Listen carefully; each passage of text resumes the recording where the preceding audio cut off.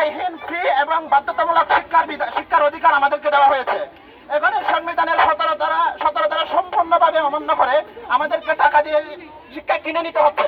এই সিদ্ধান্ত আমরা কখনো মেনে নিব না এবং যতক্ষণ পর্যন্ত আমাদেরকে ফ্রি শিক্ষা নিশ্চিত করা না হবে আমরা রাস্তা ছাড়বো না। আপনাদের সাথে সম্পূর্ণ সংহতি প্রকাশ করে আমরা জাহাঙ্গীরনগর বিশ্ববিদ্যালয় সমাজতান্ত্রিক ছাত্র ফ্রন্ট আজকের মানববন্ধন এখানে শেষ করছি। ভালো থাকবেন।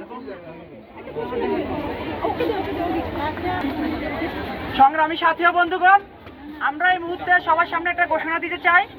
আমরা সমাজতান্ত্রিক ছাত্র ফ্রন্ট জাহাঙ্গীরনগর বিশ্ববিদ্যালয় শাখা জাভি স্কুল অ্যান্ড কলেজের প্রিন্সিপালের সাথে দেখা করব। ওনার সাথে এই বিষয় নিয়ে আমরা আলাপ আলোচনা করব। তাই আমরা জানতে পারছি যে ওনাদের স্কুল অ্যান্ড কলেজ থেকে একটা নোটিশ দেওয়া হয়েছে যে বেতন বৃদ্ধি সংক্রান্ত কোনো বিষয়ে প্রিন্সিপাল স্যার এবং স্কুল কলেজের কোনো শিক্ষকই কিছু জানে না। সেই বিষয় নিয়ে আমরা ওনাদের সাথে কথা বলবো যে কিভাবে একটা স্কুল কলেজের এত বড় একটা বিজ্ঞপ্তি যে প্রিন্সিপাল মানে যে প্রধান শিক্ষক তাকে যারা নেওয়া হয়েছে। তো আমরা ওনাদের থেকে এই জবাবগুলো নিব, ওনাদের সাথে কথা বলবো, তারপর ওনারা কি বলে আমরা সেটা শুনবো।